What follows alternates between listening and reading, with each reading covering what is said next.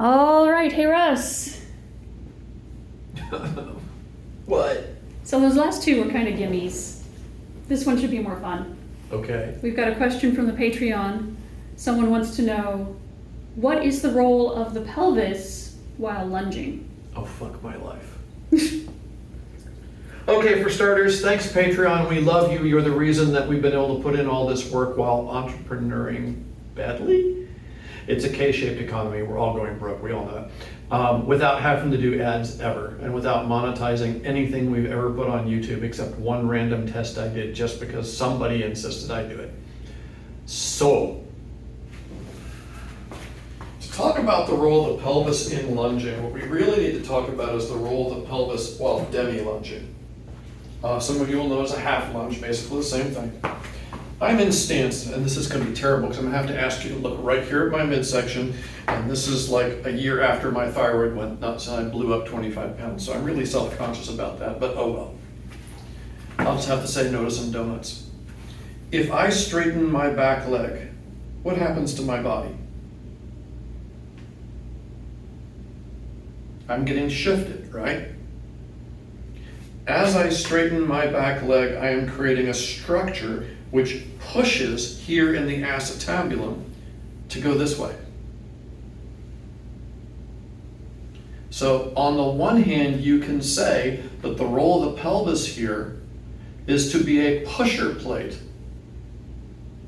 for the head of the femur to push upon in order to then drive me into my lunge, okay? That was a terrible lunge, we don't care, it's just illustrating mechanics.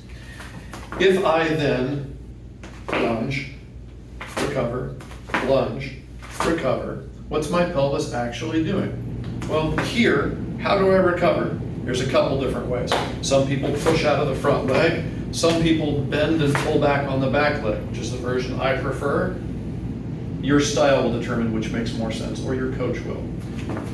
Part of the process is I have a femur right here, that's the head of my femur, and I have a femur right here. This is where the hip joints actually sit. They are closer to the center and higher than most of us think they are. This is not a hip. This is the anterior spine of the pelvis. This is dancing hips, but has nothing to do with mechanics except as an attachment point for all the butt muscles, okay? In this process, all the pelvis is actually doing here is getting shifted back and forth. Or is it? Because as I do this, you see my pelvis tilt slightly if you check my belt line. What also happens is I have to balance my noggin. If I do this and I don't protect myself, I fall. There's no vacation from physics. If you test this, you'll go, nope, I didn't fall. And that's because your nervous system is doing a whole bunch of work to prevent you from doing it. I turned that off, so what happened, you saw how immediately I go out of balance. So what you're also doing, Kat, come on out here. Okay. And this is part of the Fighter's Friend lesson I did for Corey a while. You can look it up. Better lunges in 12 minutes.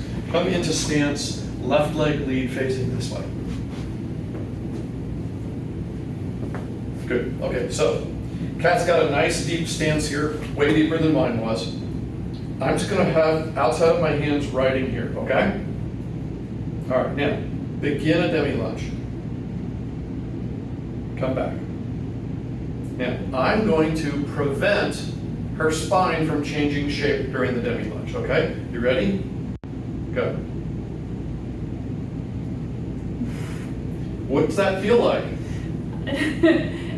Yeah. Yeah, okay, that's a technical term. What's that mean? How's that experience for you? I feel like I'm gonna fall. Yeah. Okay, so do that and don't protect yourself. Oh no. Right. So what she's actually doing is when she goes to extend and she goes to lunge, this is getting longer, this is getting shorter. This is why foilists drop their hand back like this. It's a training aid to help you change the shape through here, okay? Now, if you flip it around, so this way, this way, this way, go this way, same stance, but flip around so your back is to the camera. My back is to the camera. Gotcha. Yes. Now I understand. All right, now, let me check the camera real quick to make sure you're kind of centered. Yes, that's good. All right, forgive us, Kat. You asked this question. I'm putting your back and backside square in the camera here. Okay. So I'm going to use a roller to poke you, so I'm not like a complete jackass. As Kat begins to straighten, you notice the seam on her trousers is now pointing at a little bit of an angle. That's because she has spine bend going on here. And the sacrum, which is the middle of the pelvis, is helping to set the tone for the spine, particularly the lumbar spine. So if you watch dead center here, you will see a mild variation in the angle of her pelvis as she moves. Now, Kat's probably a little self-conscious at this point. Hi, internet, look at my backside. It's kind of weird. Kind of weird. Kind of weird. Okay, so come on up. Come back the other way again. Good. Now this time, extend and begin your demi-lunge. Okay. Now, how far can you comfortably go in this position? There. There. And you hit a certain point, and the pressure in my arm is part of what's preventing you from going further. True or false? Probably. Okay. So, extend. Do the same thing. Okay. Up. Oh, suddenly it's way better, right? Look at how much more extension you have more easily. Now, if you watch the front of Kat, you'll see, oh, there's a pusher plate, but the pelvis is also being tilted. Now, top of the femur, acetabulum, it's a round thing pushing on a round thing. It doesn't care what the shape becomes. But the more Kat is able to bend her spine, and check this out. Oh, that's a very deep one. My quad's gonna die. Your quad's gonna die. My quad's Let's gonna protect your knee. In that process, what we call the pelvis is a lie. The pelvis is a lie. Your sacrum is a vertebra. It's just a very specialized vertebra. And it's going to go however it needs to move for you to move effectively. Why do basketball players stand like this? Because they want to be able to jump. Why do Tai Chi players never stand like this? Because I can't, no pung in this position, it's impossible. I have to be much more like this. And this isn't even correct either. So internalists out there, I got you, just turn it out there. It's an example. Why is it that when I was teaching, oh God, 12 years ago? I was teaching how to do bowing technique with Messerfechten. Why is it the Olympic fencers could bow out to this side really easily and they couldn't bow out to this side at all?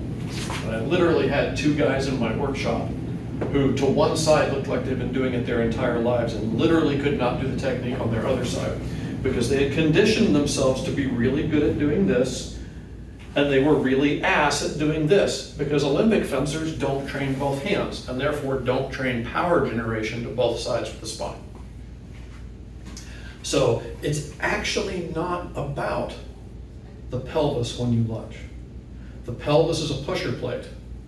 Or it's all about the pelvis because the pelvis is the functional base of the spine. Unless you're somebody who has actual functional sacral vertebrae. They're slowly going away for humans. Most of us, they don't serve much of any purpose at all. A few of us can move them. A few of us can move them voluntarily, but they don't do a whole lot. Yeah, when I trained Bagwajong intensively, it turned out I could actually move my sacral vertebrae at will. It was kind of a like pointless superpower.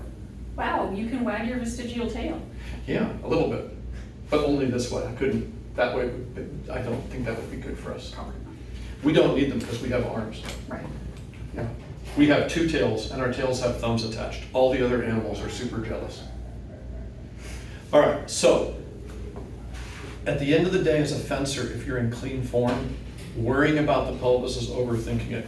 Instead, worry about, am I going forward rather than up? If I'm going up, I'm now recruiting far more musculature through here than I need to for this pusher plate effect to take effect. And for the record, I don't care if you're more modern and you want to take I always start my lunge like this, the way we would if our body weight is in motion, or if you want to be really super classically French and do the foot roll step, max niks. As far as this mechanic is concerned, it's the same. I'm setting a structure here that tells my body, oh, I must go this way, because otherwise I'd be snapping my own leg in half. And that's all it is. Yeah, don't do that. Snap your leg. I'm not healthy enough to rant this long. Relatable. All right. Anything to add in terms of lungy things that you may have noticed? I happen to know who asked this question, and I know this person would be grateful for anything you happen to add. It doesn't have to be like high-speed trained mechanics. That's good, because I don't know much about that. But one thing that you did say that's kind of parenthetical about not coming up is really good advice. Because what I like to call prairie dogging, because prairie dogs pop up out of their hills to look around. It's a tell, and it's an empty tempo. So it gives your opponents or your friends time to hit you. So don't do that. It also makes you sink your weight at the bottom of every step, which means if your opponent doesn't have to do that, they're going to be way faster. Yeah. Oh, I'm going to give them not only an empty tempo, but a prep between every single attack. Yeah, that's a terrible habit. All right, I'm going to walk over here and think of something to ask you now. You sprung that on me before I've had coffee. Terrible. I've had coffee for 5 days, so don't even. Okay, granted. There's been sickness. You want to wave hi to Internetlandia? Have fun. Do the things.